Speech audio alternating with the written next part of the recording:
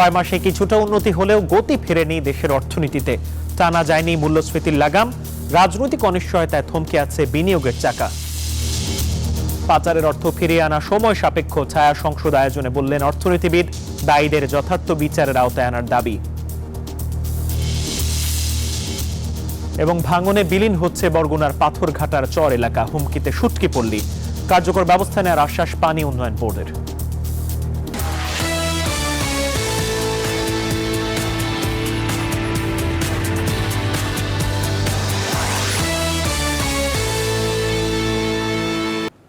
স্বাগত Pubali bank PLC business টাইমে, সাথে আছে আমি মাহমুদুল হাসান। দেখছিলেন শিরোনামগুলো, এবারে বিস্তারিত। 6 মাসেও গতি ফেরেনি অর্থনীতিতে। রপ্তানি ও রেমিটেন্সের প্রবৃদ্ধি অর্থনীতির ভিতকে কিছুটা শক্তিশালী করেছে, ঠেকানো গেছে রিজার্ভের পতন। তবে মূল্যস্ফীতির লাগাম টানতে ব্যর্থ সরকার উল্টো করের বোঝা চাপিয়েছে সাধারণ মানুষের ঘাড়ে। আর রাজনৈতিক অনিশ্চয়তায় এখনও থমকে আছে বিনিয়োগের চাকা। ঘাটতি বেড়েছে রাজস্ব আয় এবং বৈদেশিক ঋণে। সংকট সমাধানে সরকারকে নিয়মিত আলোচনায় বসার তাগিদ ব্যবসায়ীদের। অন্তর্বর্তী সরকারের 6 মাস পূর্তিতে অর্থনীতির হালচাল জানাচ্ছেন হোসেন শাহাদাত। ঠিক 6 মাস আগে এক ভঙ্গুর অর্থনীতি মেরামতের দায়িত্ব নিয়েছিল অন্তর্বর্তী সরকার। আশা ছিল আকাশচুম্বী, তবে কাজটা মোটেও সহজ ছিল না।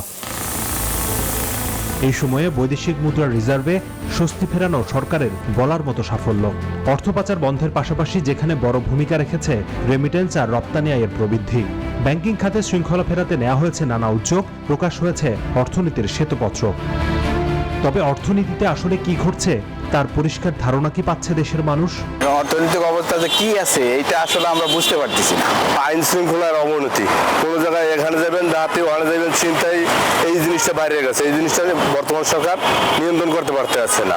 বাজারে ভরপুর শীতের সবজি কিছুটা স্বস্তি দিলেও ভরা মৌসুমে চালের দামের অস্থিরতা কষ্টে ফেলেছে সাধারণ মানুষকে। তার উপর অনেকগুলো প্রয়োজনীয় পণ্যে ভ্যাটের হার বৃদ্ধির সিদ্ধান্ত মূল্যস্ফীতির আগুনে ঘি ঢেলে দিয়েছে।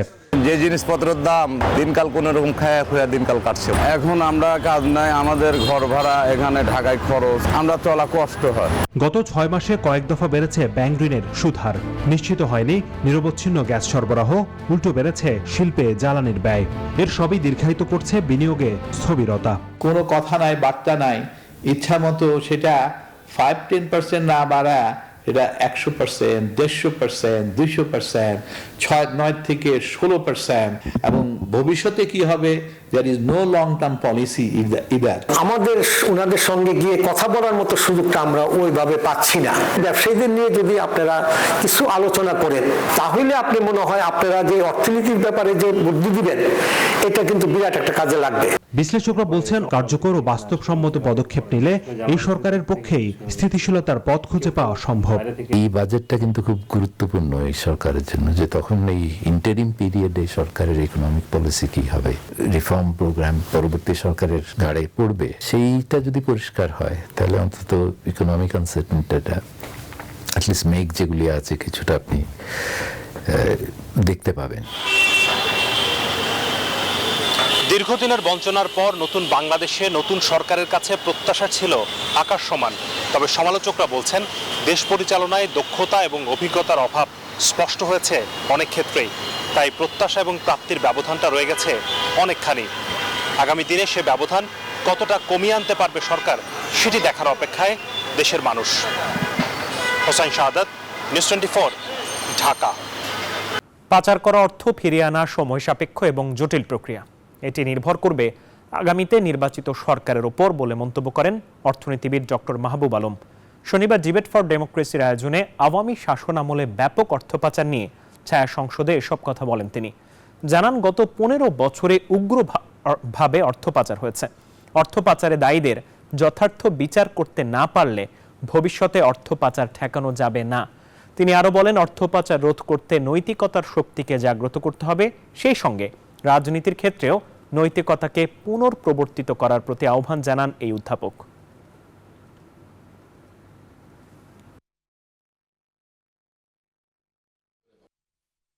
কিন্তু 15.5 বছরে অনেক ক্ষতি হয়ে গেছে। এই ক্ষতি পুষিয়ে ওঠা অত্যন্ত কঠিন একটা কাজ হবে। দুর্বৃত্তায়নের জন্য দায়ী, অর্থ পাচারের জন্য দায়ী, তাদেরকে সমুচিত শাস্তির বিধান যদি আমরা করতে না পারি, তাহলে কিন্তু এই ব্যবস্থা আমরা আর ভবিষ্যতেও কিন্তু পাচার ঠেকাতে পারবো না। এটাকে আপনার রোধ করতে গেলে যেটা দরকার সেটা হচ্ছে নৈতিকতার শক্তিকে জাগরিত করা দরকার। দেশের হিমাগার শিল্পকে কৃষি ভিত্তিক শিল্প ঘোষণা করে বর্তমানে প্রচলিত দণ্ড সুদ সহ ব্যাংক ঋণের সুদ 17 থেকে কমিয়ে 7 ভাগ করার দাবি জানিয়েছে বাংলাদেশ কোল্ড স্টোরেজ অ্যাসোসিয়েশন। শনিবার পল্টনে বাংলাদেশ কোল্ড স্টোরেজ অ্যাসোসিয়েশনের নিজস্ব কার্যালয়ে সংবাদ সম্মেলনে সংগঠনের সভাপতি মোস্তফা আজাদ চৌধুরী বাবু বলেন, বর্তমানে বাংলাদেশ ব্যাংক প্রতি 3 মাস পর পর ব্যাংক ঋণের কিস্তি প্রদানের নির্দেশনা প্রদান করেছে। ত্রৈমাসিক ভিত্তিতে ঋণের কিস্তি প্রদান করতে না পারায় ঋণ খেলাপিতে পরিণত হচ্ছেন তারা। এমন অবস্থায় বিদ্যুৎ বিলের ইউনিট প্রতি রেট পিক আওয়ারে 13 টাকা 62 পয়সা ও অফ পিকে 9 টাকা 62 পয়সার পরিবর্তে 5 টাকা করতে হবে। পাশাপাশি ভ্যাট প্রত্যাহারের দাবি জানায় Bangladesh cold storage association.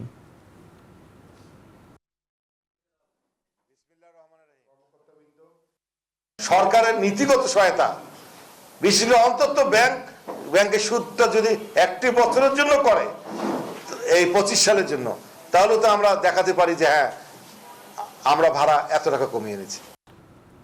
Bangladesh beverage manufacturers association BBMA খাদ্য নিরাপত্তা নিয়ন্ত্রক ব্যবস্থাপনা সমন্বয় ও বাস্তবায়নে সংস্কারের প্রয়োজনীয়তার শীর্ষক এক সেমিনার আয়োজন করেছে। সকালে রাজধানীর ইস্কাটনে আয়োজিত সেমিনারে সরকারি সংস্থা, নিয়ন্ত্রক কর্তৃপক্ষ এবং খাদ্য শিল্পের প্রধান স্টেক হোল্ডাররা অংশগ্রহণ করেন এবং খাদ্য নিরাপত্তা নিয়ন্ত্রক ব্যবস্থাপনা সমন্বয় ও বাস্তবায়নে সংস্কারের জরুরি প্রয়োজন নিয়ে আলোচনা করেন। BCSIR এর পরিচালক মঞ্জুর মোর্শেদ আহমেদ সেমিনারের মূল প্রবন্ধ উপস্থাপন করেন।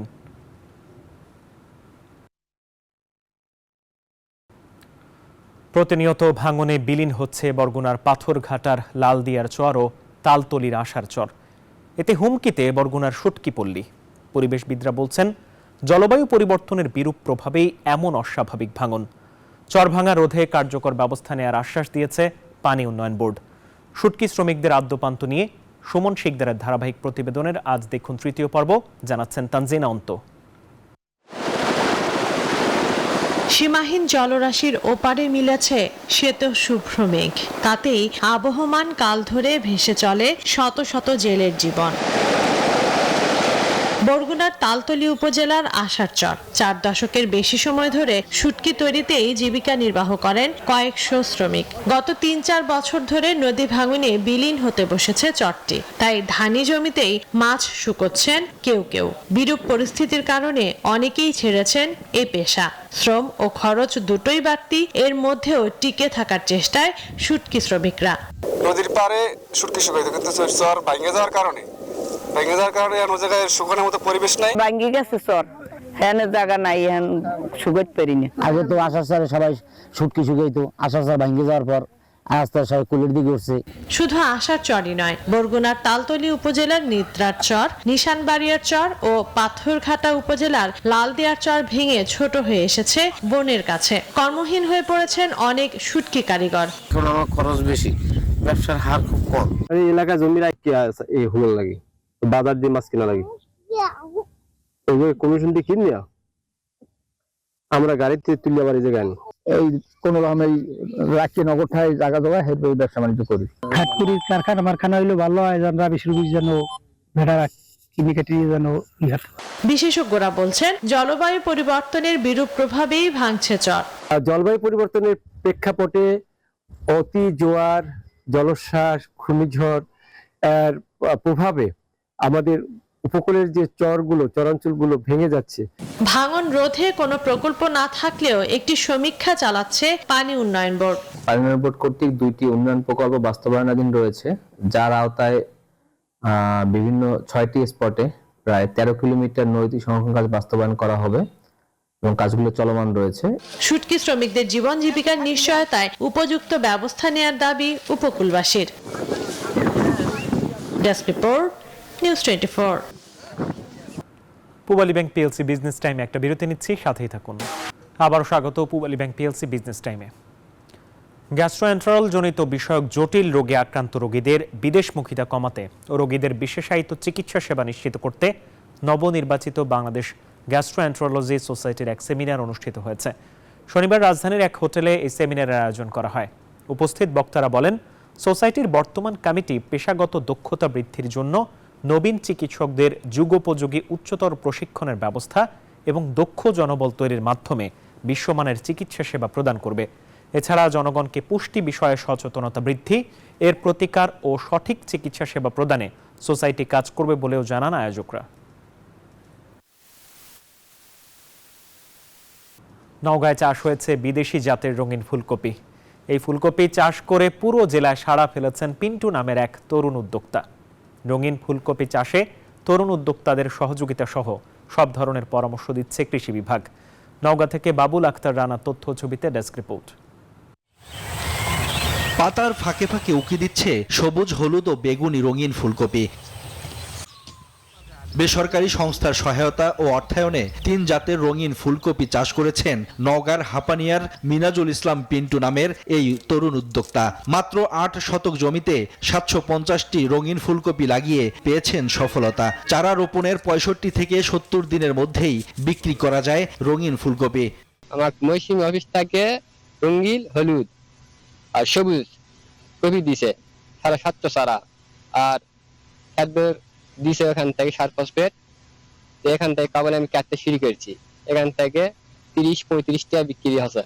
রঙিন ফুলকপি দেখতে সুন্দর, খেতেও সুস্বাদু হওয়ায় বাজারেও চাহিদা বাড়ছে। প্রতি পিস কপি বিক্রি হচ্ছে 20 থেকে 30 টাকায়। 4 থেকে 5 হাজার টাকা খরচ করে 25,000 টাকায় বিক্রির আশা কৃষকের। কম খরচ ও কম পরিশ্রমে লাভ বেশি হওয়ায় আগ্রহী হচ্ছেন স্থানীয় অনেক কৃষক। রঙিন কপিটা আমি টিভিতে ভিডিওতে দেখছি, কিন্তু আমি বাস্তবে কোনোদিন দেখিনি। কপি মান ভালো এবং দাম ভালো। আমি চেষ্টা করব এর পরবর্তী সিজনে আমি এই ফুলকপিটা চাষ করার জন্য। তরুণ উদ্যোক্তাদের সব ধরনের সহযোগিতা ও পরামর্শ দিয়ে পাশে থাকছে কৃষি বিভাগ। উচ্চ ফলনশীল উচ্চ মূল্যের প্রদর্শনী, ফসল চাষ প্রদর্শনী আওতায় রঙিন ফুলকপি চাষাবাদ করা হয়েছে। এই ফুলকপি দেখতে যেমন আকর্ষণীয়, তেমনি খেতেও সুস্বাদু, অধিক পুষ্টিগুণ সমৃদ্ধ হয়, ক্রেতারা সহজে আকৃষ্ট হচ্ছে এবং বাজার মূল্য বেশি। প্রচলিত চাষাবাদের মতো সেম একই চাষাবাদ এবং এতে অধিক পুষ্টিগুণ সমৃদ্ধ। বেটা ক্যারোটিন, অ্যান্টিঅক্সিডেন্ট এবং অ্যান্থোসায়ানিন নামে এক ধরনের পিগমেন্ট থাকে যা মানুষের ক্যান্সার প্রতিরোধ করে। রঙিন ফুলকপি আগামীর কৃষি অর্থনীতিতে নতুন মাত্রা যোগ করবে বলে আশা কৃষি সংশ্লিষ্টদের। Desk report, news 24। মুন্সিগঞ্জের অর্ধশত গ্রামে বাণিজ্যিকভাবে চাষ হচ্ছে মিষ্টি পান। এই পানের মান ও স্বাদে মিশে আছে বহু বছরের ঐতিহ্য। একসময় জেলার প্রতিটি অঞ্চলে পান চাষ হলেও বর্তমানে সেই জৌলুস কমেছে। তবে বাজারে হাইব্রিড পানের আধিক্য ও প্রশিক্ষণের অভাবে আগ্রহ হারাচ্ছেন অনেকে। পান চাষের মাধ্যমে অর্থনীতিতে নীরব ভূমিকা রাখছেন চাষিরা, বলছে কৃষি বিভাগ। ডেস্ক রিপোর্টে বিস্তারিত। প্রাচীন বিক্রমপুর পরগনা অঞ্চলে পান চাষের ইতিহাস বহু পুরনো। উর্বর মাটি ও নাতিশীতোষ্ণ আবহাওয়ার কারণে পান চাষের উপযোগী এই অঞ্চলটি। তবে ধীরে ধীরে জনবসতি বৃদ্ধি সহ কৃষি জমি কমে যাওয়ায় পানের চাষাবাদ কমেছে। মুন্সিগঞ্জ জেলা জুড়ে পানের বরজ ছিল 20 থেকে 30 হাজার, এখন তা কমে দাঁড়িয়েছে মাত্র কয়েক হাজারে। জেলা সদরের চাম্পাতলা, রতনপুর ও টঙ্গীবাড়ি উপজেলাতে বাণিজ্যিকভাবে মিষ্টি পান চাষ করছেন কৃষক। চলছে পানের বরজ পরিচর্যার কাজ। পান বিক্রি থেকে লাভবান হওয়ার আশা চাষিদের। এই বিক্রমপুরের পান এই স্বাদ বেশি, 8 বাজার নিলে বিক্রি হয়ে গেল। বিক্রমপুরের পান অনেক উন্নত, খাইতে সুস্বাদ মিষ্টি। এই পানের মান বেশি, এই জন্য মানুষে নেয় বেশি, আর দামও আমরা একটু ভালো পাই। জৌলুস হারালেও বংশ পরম্পরায় পান চাষের ঐতিহ্য ধরে রাখার চেষ্টা করছেন এই অঞ্চলের চাষিরা। স্বাদ ও মানের কারণে স্থানীয় চাহিদা মিটিয়ে দেশের বিভিন্ন অঞ্চলে সরবরাহ করা হয় এখানকার পান। তবে বাজারে হাইব্রিড পানের আধিক্য ও প্রশিক্ষণের অভাবে আগ্রহ হারাচ্ছেন অনেকে। আমার দাদাই পান চাষ করছে, আমার বাবাই করছে, আমি করতেছি। কি করলে ভালো হবে, কোনো লোকজন কিছু ভিতরে আয়ও না, খবর লয় না। চ্যালেঞ্জ উত্তরণে কৃষকের পাশে থাকার আশ্বাস জেলা কৃষি সম্প্রসারণ অধিদপ্তরের এই কর্মকর্তার। পান চাষিরা যদি কৃষি বিভাগের সাথে নিবিড় সম্পর্ক গড়ে তোলে, তাহলে হয়তো তাদের উৎপাদন কার্যক্রম আরো ভালোভাবে সম্পন্ন করা সম্ভব হবে। জেলায় এবছর 310 হেক্টর জমিতে পান চাষ হয়েছে, যা থেকে বিপুল অর্থ আয় করবে এ অঞ্চলের কৃষক। Desk report, news 24। এই ছিল পূবালী ব্যাংক পিএলসি বিজনেস টাইমে। সাথে থাকায় ধন্যবাদ সবাইকে।